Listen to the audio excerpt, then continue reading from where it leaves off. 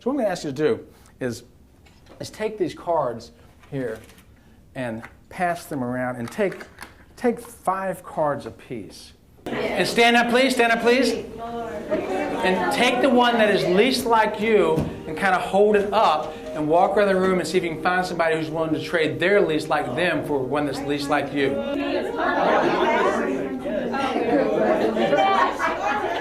We're going to shift it slightly here. The goal here is to end up with 4 cards that are most like you at work. So you can trade cards or pull it off the table.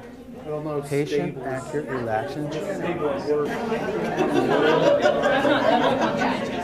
The goal is to pick out the 3 cards that are most like you at work. I know all 4 of them are, but this is a forced choice. So you want to walk away with 3 cards that are most like you. So interact, trade, take a card. You got 1 more minute, please. I'd like you to hold the cards to where you can see the words in and the color out. Okay? Now, look around the room. Is there one color that's more predominant in this room, on this team? Blue. Red. Green. Or is it pretty well balanced? Pretty well balanced? Okay. Okay. Here's my other question. Is there anyone in this group that have 3 of the same color? 3 reds, 3 blues?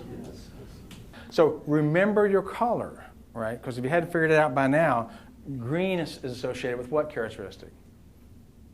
Dominant. Right? I is associated with what? Red. And the yellow is associated with what color? Conscientiousness. Is your style conscientious? It is? Okay, so it kind of fits. And blue is, of course, what? Steadiness. Let me give you a couple cautionary notes here. One is not a D. You know, you don't say you're a D or you're an I. They're behavioral tendencies. Right? Notice it's softer. You're not pigeonholing somebody.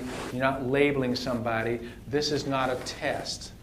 You cannot pass or fail, can you? No. Not a test. And so, but what it does say is it gives an indication of your zone of comfort, where your home base is. And one thing that, in my mind, that DISC does a great job of is it helps you break the code. It gives you some shorthand information about how to be more effective with people. I tend to think of it as putting the clutch in on the highway. You know, when you're in 3rd gear and you're going 50 miles an hour, and all of a sudden you put the clutch in and it goes back into 4th gear. So the engine works less hard, but performance goes up. And I think that's what most of us can appreciate, is ways to get greater results. If you remember our results model, get greater results without still putting out a whole lot of effort. So understanding people's behavioral tendencies and how they interpret data and information is a powerful tool for effectiveness.